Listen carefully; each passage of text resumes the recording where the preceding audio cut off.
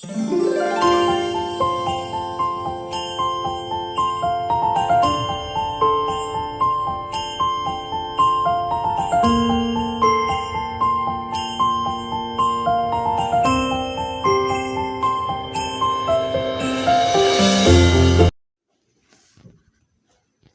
हम लोग 7वीं कक्षा साइंस विषय का जो दूसरा अध्याय चल रहा है उसमें हमें पढ़ना है मनुष्यों में पोषण।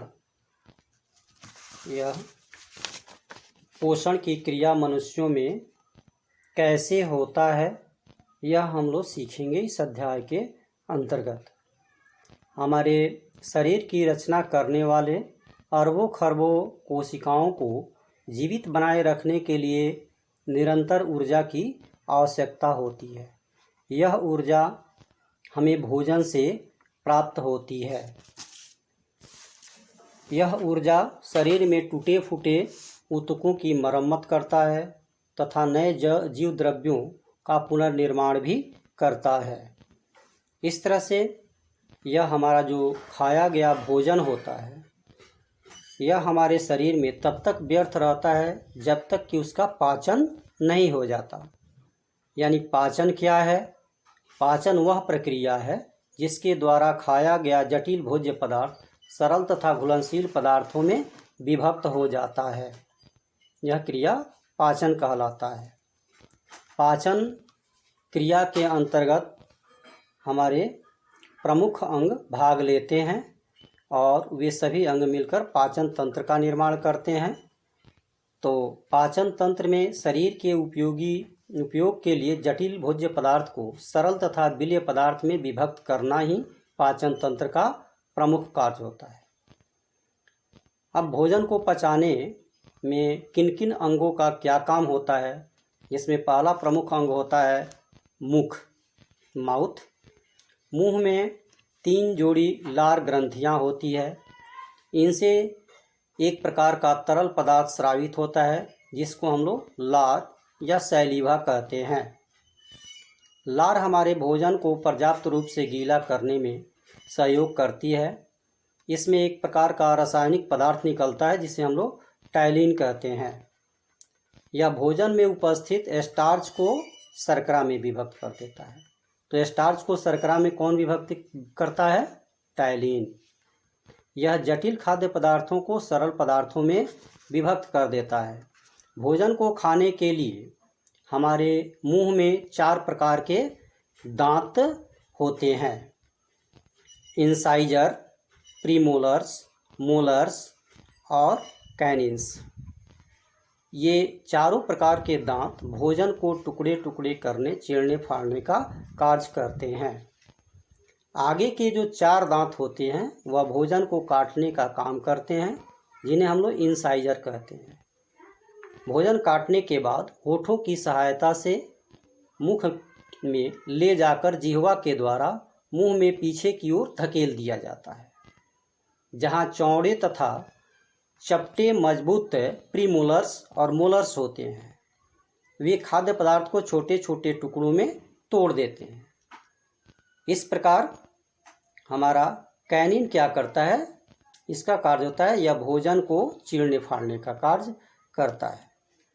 भोजन अच्छा है या किस टेस्ट का है, किस स्वाद का है, यह जानकारी के लिए हमारी जिह्वा के ऊपर स्वाद कलियां बनी होती है। यह जिह्वा पर जो स्वाद कलियां होती है जो एक बिंदु बिंदु जैसी रचना होती है, यह मीठा, खाटा, तीखा, कड़वा, नमकीन इस सब का अनुभव हमें कराती है। इसके बाद भोजन ग्रास नली में जाता है। हम भोजन को निगलने के पूर्व कई बार चबाते हैं और निगलने के पश्चात नर्म चिकनी पेशियों के दबाव से भोजन पाइप के आकार की एक खोखली नली के माध्यम से आमाशय में पहुंचता है। इस खोखली चिकनी नली को हम लोग ग्रास नली या ईसोफेगस कहते हैं। यह ग्रास नली जो भोजन इसमें पहुंचता है तो ग्रास नली के अंदर संकुचन की क्रिया होती है और संकुचन की क्रिया काफ़ी शक्तिशाली तरंग बनाता है और इसी शक्तिशाली तरंग के कारण भोजन आमाशय में धकेल दिया जाता है। तो ग्रास नली के बाद भोजन कहाँ जाता है? आमाशय में जाता है। आमाशय में भोजन को ले जाने के पश्चात उसमें पाचन की क्रिया तेज हो जाती है। उसमें आमाशय की कोशिकाओं से अम्लीय रस का स्राव शुरू हो जाता है और भोजन का दबाव आमाशय की तंत्रिकाओं पर पड़ता है, तो उद्दीपन के फलस्वरूप और अधिक अम्लीय रस निकलता है। जब भोजन आमाशय में होता है तो आमाशय की पेशियों का संकुचन एक विशेष प्रकार के यांत्रिक पाचन का कार्य करता है। यहाँ पेशियां भोज्य पदार्थों को इस अंतःस्रावी अम्लीय रस के साथ निरंतर मंथन करते रहती है तथा जटिल भोजन को उसके सरल स्वरूपों में विभक्त कर देती है। इसके बाद भोजन कहाँ पहुँचता है? छोटी आंत में जाता है। भोजन खाने के लगभग 4 घंटे के बाद हमारे आमाशय से निकलने वाला भोजन हमारे अंतः ग्रहण किए गए भोजन की तुलना में अत्यंत सरल और सूक्ष्म रूप में परिवर्तित होकर पाचन तंत्र के एक अन्य अंग में धीरे धीरे प्रवेश करने के लिए तैयार हो चुका होता है और यह अंग होता है छोटी आंत, स्मॉल इंटेस्टाइन। इस अंग में यानी छोटी आंत में लगभग 4 सेंटीमीटर व्यास की नलिकाकार संरचना होती है जिसकी लंबाई 5 से 6 मीटर तक होती है। यह अनेक वक्रित कुंडली के आकार में व्यवस्थित रहता है। आमाशय से भोजन छोटी आंत में बहुत थोड़ी थोड़ी मात्रा में रिसता है और लगभग 5 घंटे तक छोटी आंत में रहता है। तो भोजन छोटी आंत में लगभग 5 घंटे तक रहता है, जबकि कुछ भोजन पहले ही पच जाता है, पर अधिकांश भोजन छोटी आंत में ही पचता है, यानी भोजन का अधिकांश भाग छोटी आंत में पचता है। दूसरे शब्दों में कहें तो भोजन का पाचन आमाशय में आरंभ होता है तथा छोटी आंत में पूर्ण हो जाता है। छोटी आंत की भित्ति का निर्माण करने वाली कोशिकाओं में आंतरिक रस अंतःस्रावित होता है, जिसमें अनेक प्रकार के एंजाइम्स होते हैं। पाचक ग्रंथि जैसे अग्न्याशय से भी पाचक रस स्रावित होता है। यकृत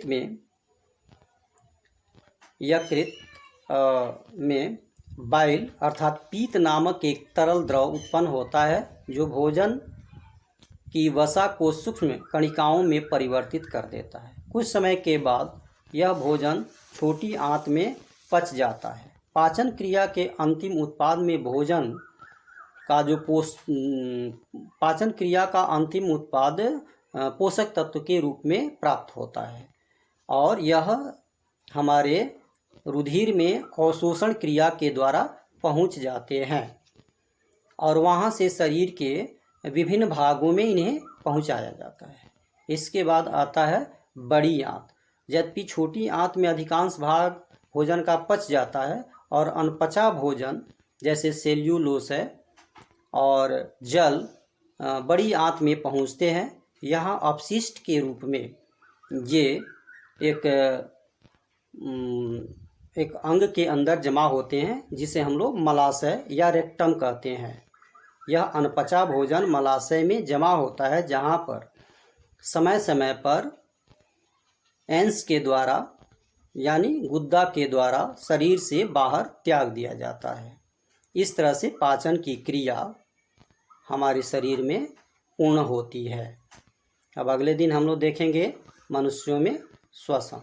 होमवर्क के रूप में आप लोग लिख लीजिए, मनुष्यों में दांत कितने प्रकार के होते हैं, इनके क्या कार्य हैं।